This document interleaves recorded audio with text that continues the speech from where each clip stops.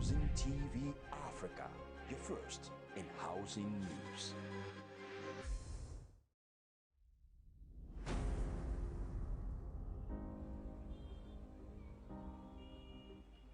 When the city is getting too loud, you need a home.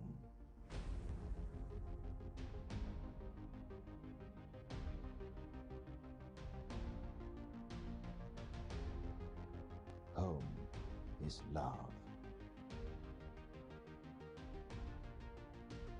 peace, and tranquility.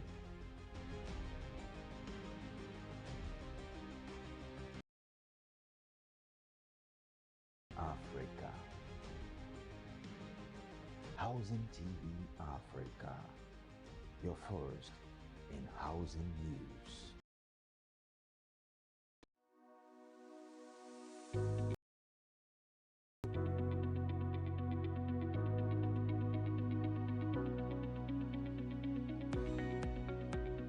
Welcome to Housing TV News. Glad to have you join us on Business News.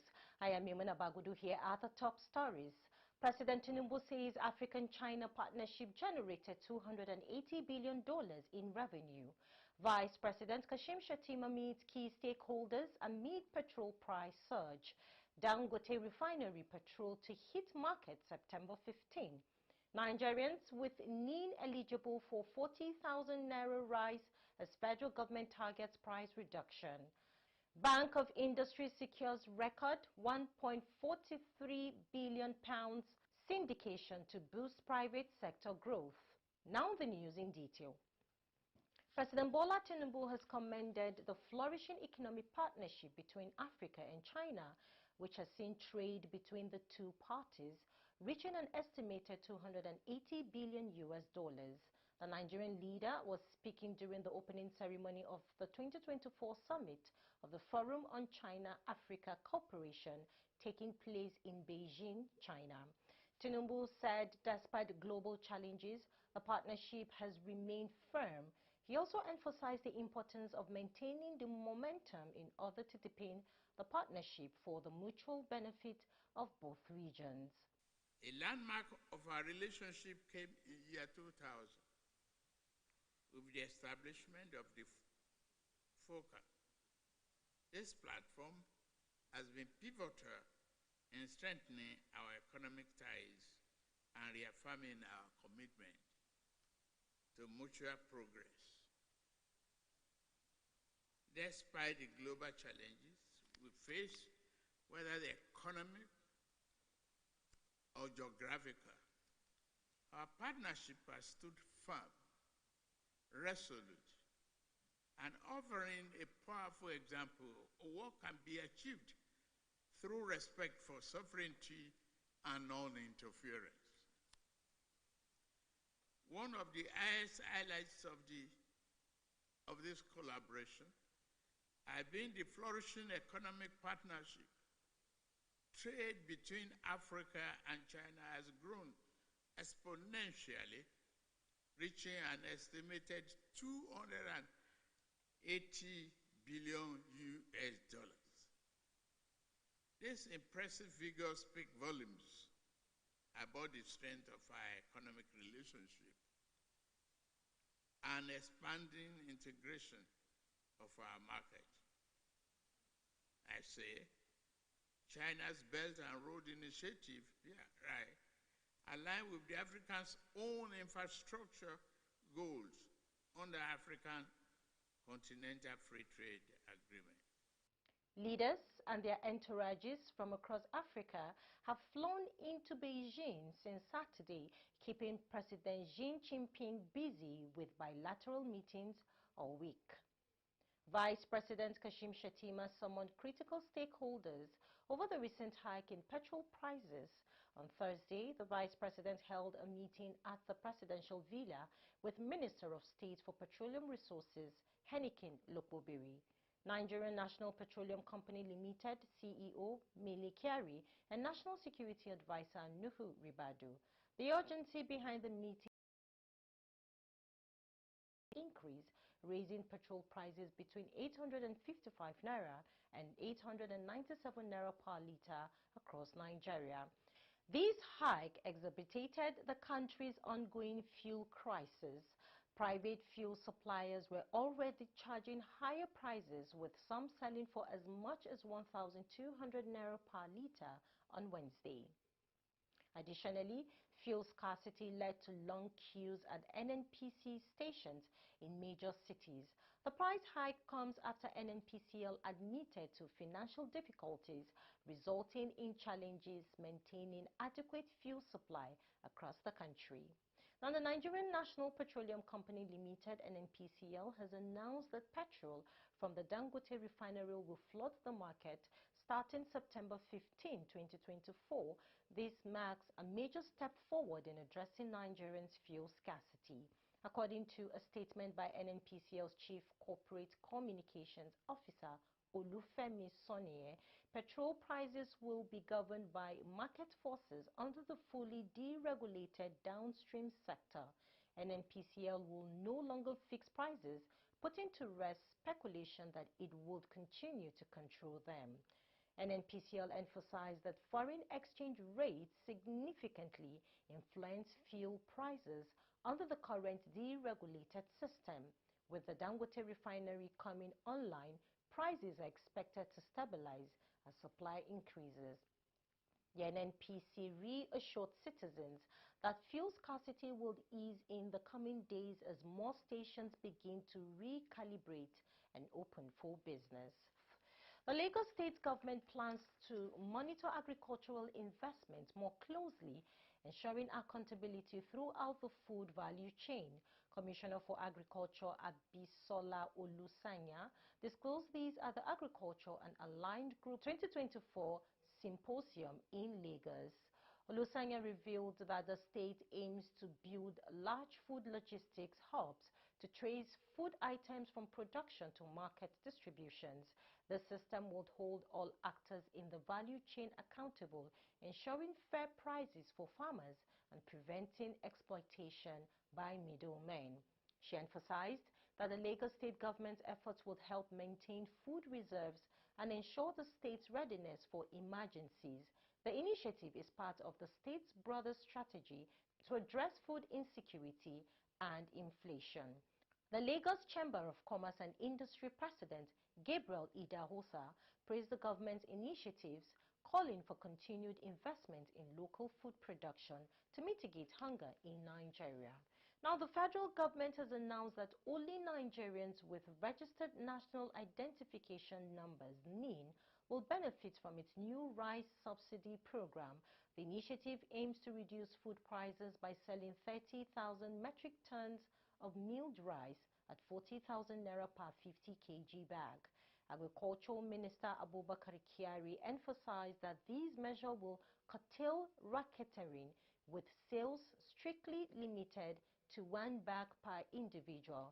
Kyari explained that the program is part of broader efforts to combat rising food costs caused by global challenges like the Russia-Ukraine war, climate change, and the COVID-19 pandemic.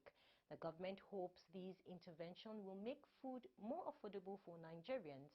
A multidisciplinary team has been deployed to ensure transparency and fairness in the process, with NIN being used to verify buyers.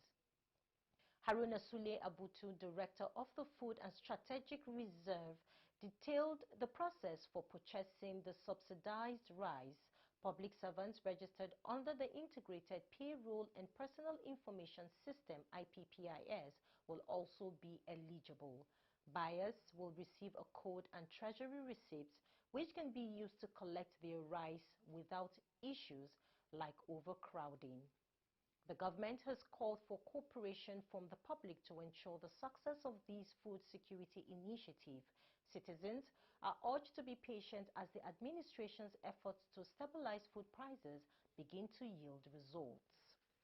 The Securities and Exchange Commission (SEC) has announced that the approval of 2 cryptocurrency exchanges, Bosha Digital Limited and Quadax Technologies Limited, will promote youth involvement in Nigeria's capital market.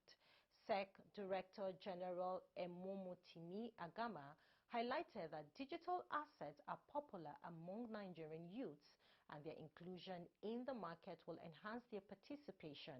The initiative aligns with President Bola Tinubu's commitment to engage the younger population in the financial system. Agama emphasized the importance of establishing regulations to protect investors without stifling innovation in the digital space. The SEC's approach includes an incubation period to observe the platforms and ensure compliance with regulatory guidelines. By incorporating cryptocurrency exchanges, the SEC aims to bridge the gap between traditional finance and their digital economy. The regulatory incubation will allow authorities to assess risk and opportunities in real time, ensuring that the exchanges contribute positively to the broader financial system. This program will facilitate ongoing monitoring and adaptation, ensuring that the exchanges operate in accordance with international best practices. The Edo State government has partnered with blockchain firm IntMax and Summit Systems ISSP to train senior officials in blockchain technology and cybersecurity. The initiative aimed at enhancing digital governance saw from various ministries participate in a capacity building workshop in Benin City. The program was facilitated by Pengage Finance CEO Simeon Ogunubi. Ogunubi explained that the training provided participants with insights into blockchain, tokenization, and cybersecurity, empowering them to leverage these technologies for improved service delivery. The partnership between the state government and IntMax focuses on building a robust digital ecosystem to drive economic development in Edo State. The workshop also included the signing of an agreement between Edo State Ministry of Digital Economy and IntMax, marking a significant step in the state's digital transformation journey. IntMax's role in this partnership will involve working closely with government departments to implement blockchain solutions for governance and public sector efficiency. Edo State's Commissioner for Digital Economy, Ogbede Isibo, praised the collaboration, emphasizing the importance of adopting emerging technologies. He noted that Edo is a pioneer in e-governance in sub-Saharan Africa, and the partnership with IntMax sets a new standard for public sector transformation in Nigeria. Now, the Bank of Industry BOI has raised £1.43 billion through its Global Loan Syndication Initiative, marking the largest syndication in its history. The transactions, which saw a 42.5% oversubscription, aims to provide long-term, low-interest funding to Nigerians' private sector, helping to meet the growing demand for BOI financing across the country. BOI's Managing Director, Dr. Olasupo Olusi, lauded the achievement, crediting the bank's strong management for securing favorable loan terms. He emphasized that the funds will be used to support President Bola Tinubu's vision of bolstering Nigerians' private sector and economic growth. The Central Bank of Nigeria, CBN, and other government agencies were also instrumental in the success of the syndication. The facility, coordinated by global financial institutions like Africa Finance Corporation and Standard Chartered Bank, is part of a broader strategy to attract international investments. BOI has previously raised £1 billion in 2022, which was fully repaid by July 2024. The bank aims to continue engaging foreign investors to drive long-term economic growth. BOI's leadership assured that the ongoing general phase of the syndication has garnered strong interest from both local and international investors. The successful conclusion of this phase will provide additional funds to support the private sector, further contributing to Nigerians' economic recovery. Now, the Barge Operators Association of Nigeria has raised concerns over the 50 million Naira bank bond requirement imposed by the Nigerian Ports Authority as a precondition for obtaining an operating license. According to Bond's national president, Olubunmi Olumekun, the bond is crippling the barge industry and stifling its potential for growth. Olumekun emphasized that the association plays a crucial role in Nigeria's maritime sector, facilitating cargo evacuation and transportation of export goods. However, he lamented that restrictive government policies such as the 15 million naira bound requirement are driving many indigenous operators out of the business. One, which comprises 82 companies and operates over 2,000 barges, has proposed alternative solutions to the government, such as replacing cash bonds with insurance bonds and streamlining cargo movement. Despite these efforts, the government has yet to address their concerns, which continue to negatively impact the industry. The Nigerian Shippers Council, represented by Deputy Director of Inland Transport Services, Nambol Nanli, acknowledged the issues raised and expressed the Council's commitment to working with the NPA to find solutions. However, they noted that overcoming these challenges will require political will and executive action. That's the much we can take on Housing TV Africa's business news, but before we go, here is a recap of our top stories. President Tinubu says African-China partnership generated $280 billion in revenue. Vice President Kashim Shettima meets key stakeholders amid petrol price surge. Dangote Refinery petrol to hit market September 15. Nigerians with NIN eligible for 40,000 naira rise as federal government targets price reduction. Bank of Industry secures record £1.43 billion syndication to boost private sector growth. To get more news in the housing sector, subscribe to Housing TV Africa on YouTube. Follow Housing TV Africa on all social media platforms, and don't forget to download the Housing TV Africa mobile app on Google Play Store and Apple Store to stay connected. I am Maimuna Bagudu. Thanks for watching, and bye for now.